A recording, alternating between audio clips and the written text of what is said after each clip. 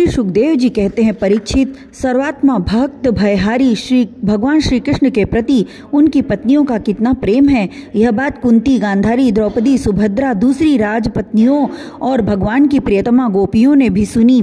सब की सब उनका यह अलौकिक प्रेम देखकर अत्यंत मुग्ध, अत्यंत विस्मित हो गई। सबके नेत्रों में प्रेम के आंसू छलक आए।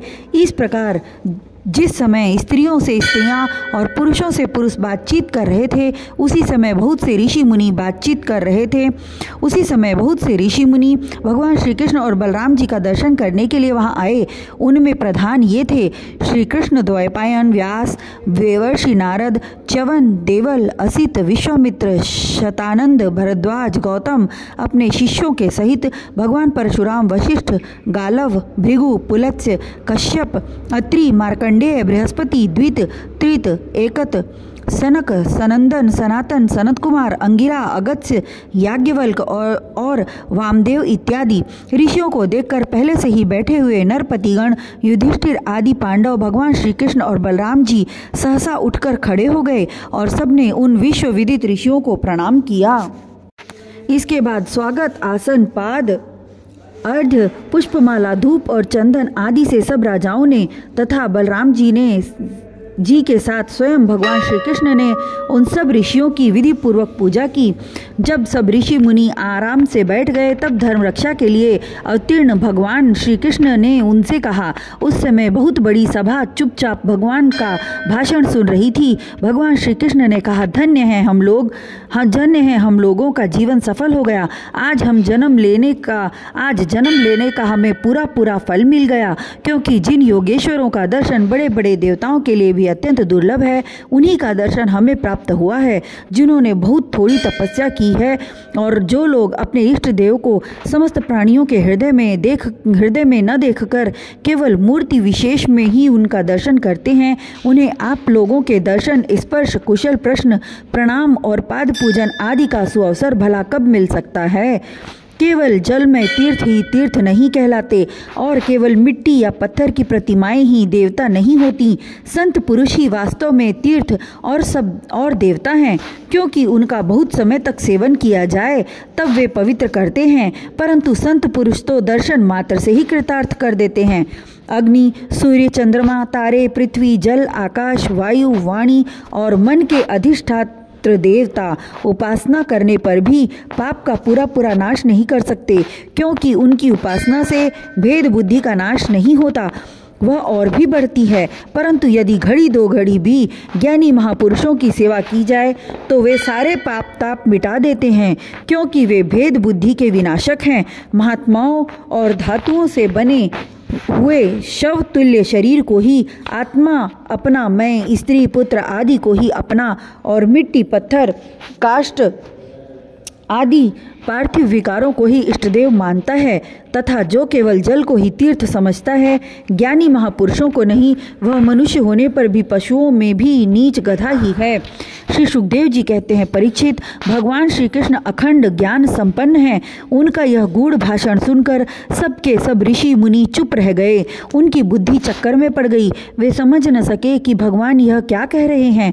उन्होंने बहुत देर तक विचार करने के बाद यह निश्चय किया कि भगवान सर्वेश्वर होने पर भी जो इस प्रकार सामान्य कर्म परतंत्र जीव की भांति व्यवहार कर रहे हैं, यह केवल रोग संग्रह के लिए ही है। ऐसा समझकर वे मुस्कुराते हुए जगत गुरु भगवान श्री कृष्ण से कहने लगे। मुनियों ने कहा, भगवान, आपकी माया से प्रजापतियों के अधीश्वर मरीचि आदि तथा बड़े बड़े तत्वज्ञानी हम लोग मोहित हो रहे हैं। आप स्वयं ईश्वर होते हुए भी मनुष्य की सी चेष्टाओं से अपने को छिपाए रखकर जीव की भांति आचरण करते हैं। भगवान, सचमुच आपकी लीला अत्यंत विचित्र है, परम आश्चर्यमयी है।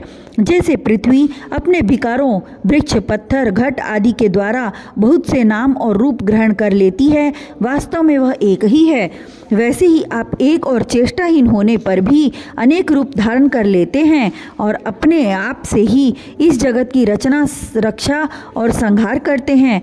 पर यह सब करते हुए भी इन कर्मों से लिप्त नहीं होते, जो सजातीय, विजातीय और स्वगत भेद शून्य एक रस अनंत हैं।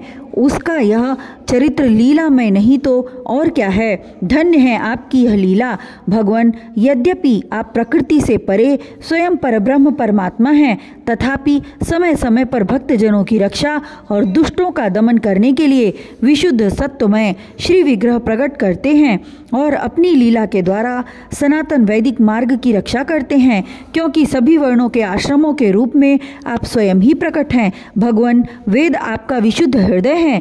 तपस्या, स्वाध्याय, धारणा, ध्यान और समाधि के द्वारा उसी में आपके साकार निराकार रूप और दोनों के अधिष्ठान स्वरूप परब्रह्म परमात्मा का साक्षात्कार होता है। परमात्मन ब्राह्मण ही वेदों के आधारभूत आपके स्वरूप की उपलब्धि के स्थान हैं। इसी से आप ब्राह्मणों का सम्मान करते हैं और इसी से आप ब्राह्मण भक्तों में अग्रगण्य भी हैं।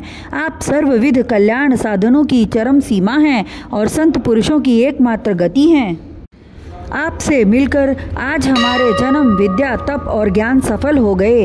वास्तव में सबके परम फल आप ही हैं। प्रभु, आपका ज्ञान अनंत है। आप स्वयं सच्चिदानंद स्वरूप परब्रह्म परमात्मा भगवान हैं। आपने अपनी अचिंत्य शक्ति योग माया के द्वारा अपनी महिमा छिपा रखी है। हम आपको नमस्कार करते हैं। ये सभा में बैठे हुए राजा लोग और दूसरों की तो बात ही क्या, स्वयं आपके साथ आहार विहार करने वाले यदुवंशी लोग भी आपको वास्तव में नहीं जानते, क्योंकि आपने अपने स्वरूप को, जो सबका आत्मा, जगत का आदि कारण और नियंता है, माया के पर्दे से ढक रखा है। जब मनुष्य स्वप्न देखने लगता है, उस समय स्वप्न के मिथ्या पदार्थों को ही सत्य समझ लेता है और नाम मात्र की इंद्रियों से प्रतीत होने वाले अपने स्वप्न शरीर को ही वास्तविक शरीर मान बैठता है। उसे उतनी देर के लिए इस बात का बिल्कुल ही पता नहीं रहता कि स्वप्न शरीर के अतिरिक्त एक जागृत अवस्था का शरीर भी है। ठीक इसी प्रकार जागृत अवस्था में भी इंद्रियों की प्रवृत्ति रूप माया से चित्त मोहित होकर नाम मात्र के विषयों में भटकने लगता है। उस समय भी चित्त के चक्कर से विवेक शक्ति ढक जाती है और जीव यह नहीं जान पाता कि आप इस जागृत संसार से भरे हैं। प्रभु, बड़े बड़े ऋषि मुनि अत्यंत परिपक्व योग साधना के द्वारा आपके उन चरण कमलों को हृदय में धारण करते हैं, जो समस्त पाप राशि को नष्ट करने वाले गंगा जल के भी आश्रय स्थान हैं। यह बड़े सौभाग्य की बात है कि आज हमें उन्हीं का दर्शन हुआ है। हे प्रभु, हम आपके भक्त हैं। आप हम पर अनुग्रह कीजिए, क्योंकि आपके परम पद की प्राप्ति उन्हीं लोगों को होती है जिनका लिंग शरीर रूप जीव कोश आपकी उत्कृष्ट भक्ति के द्वारा नष्ट हो जाता है। श्री सुखदेव जी कहते हैं, राजर्षि, भगवान की इस प्रकार स्तुति करके और उनसे राजा धृतराष्ट्र से तथा धर्मराज युधिष्ठिर जी से अनुमति लेकर उन लोगों ने अपने अपने आश्रम पर जाने का विचार किया। परम यशस्वी वसुदेव जी उनका जाने का विचार देखकर उनके पास आए और उन्हें प्रणाम किया और उनके चरण पकड़कर बड़ी नम्रता से निवेदन करने लगे। वसुदेव जी ने कहा, हे ऋषियों, आप लोग सर्वदेवमय स्वरूप हैं। मैं आप लोगों को नमस्कार करता हूँ। आप लोग कृपा करके मेरी एक प्रार्थना सुन लीजिए। वह यह कि जिन कर्मों के अनुष्ठान से कर्मों और कर्म वासनाओं का आत्यंतिक नाश मोक्ष हो जाए, उनका आप मुझे उपदेश कीजिए।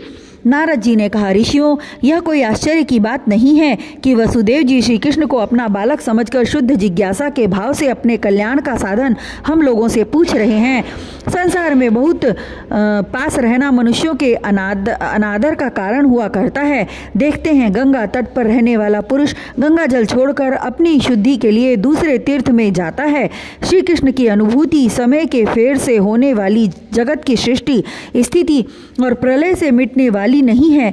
वह स्वतः किसी दूसरे निमित्त से, गुणों से और किसी से भी क्षीण नहीं होती। उनका ज्ञानमय स्वरूप अविद्या, राग, द्वेष आदि क्लेश, पुण्य पापमय कर्म, सुख दुखादि कर्मफल तथा सत्व आदि गुणों के प्रवाह से खंडित नहीं हैं। वे स्वयं अद्वितीय परमात्मा हैं। जब वे अपने को अपनी ही शक्तियों, प्राण आदि से ढक लेते हैं, तब मूर्ख लोग ऐसा समझते हैं कि वे ढक गए, जैसे बादल, कोहरा या ग्रहण के द्वारा अपने नेत्रों के ढक जाने पर सूर्य को ढका हुआ मान लेते हैं।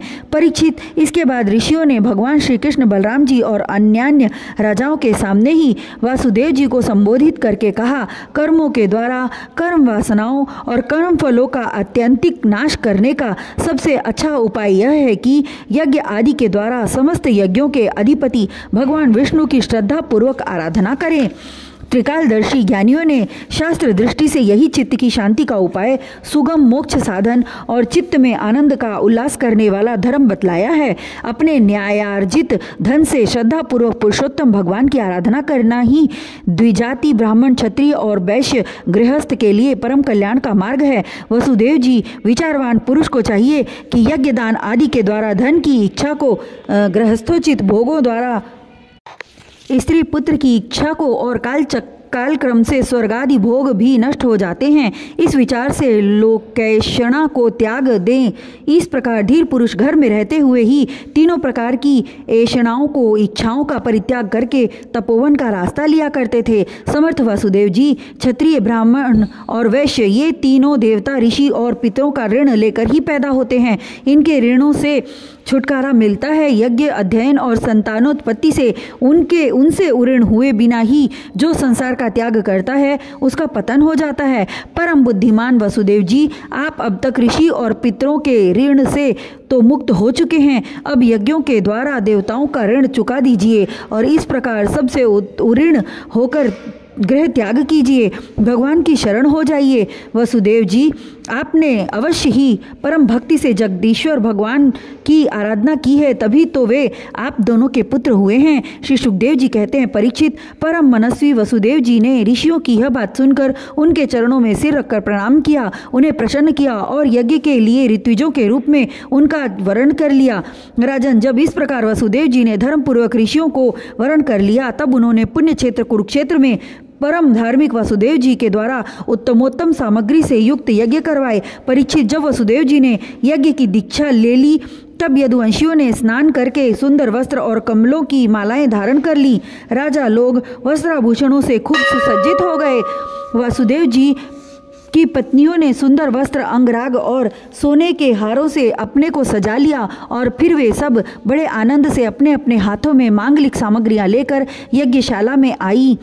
उस समय मृदंग, पखावज, शंख, ढोल और नगाड़े आदि बाजे बजने लगे। नट और नर्तकियां नाचने लगी। सूत और मागध स्तुति गान करने लगे। गंधर्वों के साथ सुरीले गले वाली गंधर्व पत्नियां गान करने लगी। वसुदेव जी ने पहले नेत्रों में अंजन और शरीर में मक्खन लगा लिया। फिर उनकी देवकी आदि 18 पत्नियों के साथ उन्हें ऋत्विजों ने महाभिषेक की विधि से वैसे ही अभिषेक कराया जिस प्रकार प्राचीन काल में नक्षत्रों के साथ चंद्रमा का अभिषेक हुआ था।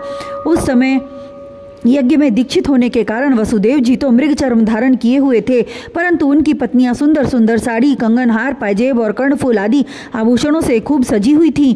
वे अपनी पत्नियों के साथ भली भांति शोभायमान हुए। महाराज वासुदेव जी के ऋत्विज और सदस्य रत्न जड़ित आभूषण तथा रेशमी वस्त्र धारण करके वैसे ही सुशोभित हुए जैसे पहले इंद्र के यज्ञ में हुए थे। उस समय भगवान श्री कृष्ण और बलराम जी अपने अपने भाई, बंधु और स्त्री पुत्रों के साथ इस प्रकार शोभायमान हुए जैसे अपनी शक्तियों के साथ समस्त जीवों के ईश्वर स्वयं भगवान समस्त जीवों के अभिमानी श्री शंकर्षण तथा अपने विशुद्ध नारायण स्वरूप में शोभायमान होते हैं। वसुदेव जी ने प्रत्येक यज्ञ में ज्योतिष्ठोम, दर्श, पूर्णमास आदि प्राकृतिक यज्ञों, सौरसत्रादि वैकृत यज्ञों और अग्निहोत्र आदि अन्यान्य यज्ञों के द्वारा द्रव्य क्रिया और उनके ज्ञान के मंत्रों के स्वामी विष्णु भगवान की आराधना की। इसके बाद उन्होंने उचित समय पर ऋतुजों को वस्त्र अलंकारों से सुसज्जित किया और शास्त्र के अनुसार बहुत सी दक्षिणा तथा प्रचुर धन के साथ अलंकृत गौएं, पृथ्वी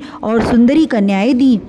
इसके बाद महर्षियों ने पत्नी संयाज नामक संज्ञाज्ञ और अभृत स्नान अर्थात यज्ञांत स्नान संबंधी अवशेष कर्म कराकर वसुदेव जी को आगे करके परशुराम जी के बनाए राम हृदय में स्नान किया। स्नान करने के बाद वसुदेव जी और उनकी पत्नियों ने बंदी जनों को अपने सारे वस्त्राभूषण दे दिए तथा स्वयं नए वस्त्राभूषण से सुसज्जित होकर उन्होंने ब्राह्मणों से लेकर कुत्तों तक को भोजन कराया। तदनंतर वे अपने भाई बंधुओं, उनके स्त्री पुत्रों तथा विदर्भ, कौशल, कुरु, काशी, कैकय और श्रृंजय आदि देशों के राजाओं, सदस्यों, ऋत्विजों, देवताओं, मनुष्यों, भूतों, पितरों और चारणों को विदाई के रूप में बहुत सी भेंटें देकर सम्मानित किया। वे लोग लक्ष्मीपति भगवान श्री कृष्ण की अनुमति लेकर यज्ञ की प्रशंसा करते हुए अपने अपने घर चले गए।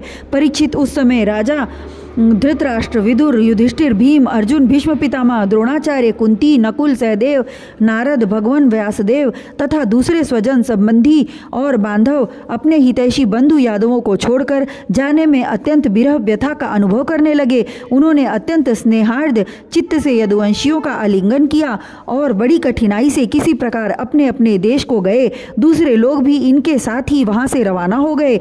परीक्षित, भगवान श्री कृष्ण, बलराम जी तथा उग्रसेन आदि ने नंद बाबा एवं अन्य सब गोपों की बहुत बड़ी बड़ी सामग्रियों से अर्चा पूजा की, उनका सत्कार किया और वे प्रेम परवश होकर बहुत दिनों तक वहीं रहे। वसुदेव जी अनायास ही अपने बहुत बड़े मनोरथ का महासागर पार कर गए थे। उनके आनंद की सीमा न थी। सभी आत्मीय स्वजन उनके साथ थे। उन्होंने नंद बाबा का हाथ पकड़कर कहा, वसुदेव जी ने कहा, भाई जी, भगवान ने मनुष्यों के लिए एक बहुत बड़ा बंधन बना दिया है। उस बंधन का नाम है स्नेह प्रेम पाश। मैं तो ऐसा समझता हूँ कि बड़े बड़े शूरवीर और योगी यति भी उसे तोड़ने में असमर्थ हैं। आपने हम अकृतज्ञों के प्रति अनुपम मित्रता का व्यवहार किया है। क्यों न हो, आप सरीखे संत शिरोमणि का तो ऐसा स्वभाव ही होता है। हम इसका कभी बदला नहीं चुका सकते, आपको इसका कोई फल नहीं दे सकते। फिर भी हमारा यह मैत्री संबंध कभी टूटने वाला नहीं है। आप इसको सदा निभाते रहेंगे। भाई जी, पहले तो बंदी गृह में बंद होने के कारण हम आपका कुछ भी प्रिय और हित न कर सके। अब हमारी यह दशा हो रही है कि हम धन संपत्ति के नशे से, श्रीमद से अंधे हो रहे हैं। आप हमारे सामने हैं तो भी हम आपकी ओर नहीं देख पाते। दूसरों को सम्मान देकर स्वयं सम्मान न चाहने वाले भाई जी, जो कल्याण कामी हैं, उसे राज्य लक्ष्मी न मिले, इसी में उसका भला है। क्योंकि मनुष्य राज्य लक्ष्मी से अंधा हो जाता है और अपने भाई बंधु स्वजनों तक को नहीं देख पाता। श्री सुखदेव जी कहते हैं, परीक्षित, इस प्रकार कहते सुनते वसुदेव जी का हृदय प्रेम से गदगद हो गया। उन्हें नंद बाबा की मित्रता और उपकार स्मरण हो आए। उनके नेत्रों में प्रेमाश्रु उमड़ आए। वे रोने लगे। नंद जी अपने सखा वसुदेव जी को प्रसन्न करने के लिए एवं भगवान श्री कृष्ण और बलराम जी के प्रेम पाश में बंधकर आजकल करते करते 3 महीने तक वहीं रह गए। यदुवंशियों ने जी भर उनका सम्मान किया। इसके बाद बहुमूल्य आभूषण, रेशमी वस्त्र, नाना प्रकार की उत्तम उत्तम सामग्रियों और भोगों से नंद बाबा को, उनके ब्रजवासी साथियों को और बंधु बांधवों को खूब तृप्त किया। वसुदेव जी, उग्रसेन, श्री कृष्ण, बलराम, उद्धव आदि यदुवंशियों ने अलग अलग उन्हें अनेकों प्रकार की भेंटें दी। उनके विदा करने पर उन सब सामग्रियों को लेकर नंद बाबा अपने ब्रज के लिए रवाना हुए। नंद बाबा, गोपों और गोपियों का चित्त भगवान श्री कृष्ण के चरण कमलों में इस प्रकार लग गया कि वे फिर प्रयत्न करने पर भी उसे वहां से लौटा न सके। सतुरा बिना ही मन के उन्होंने मथुरा की यात्रा की।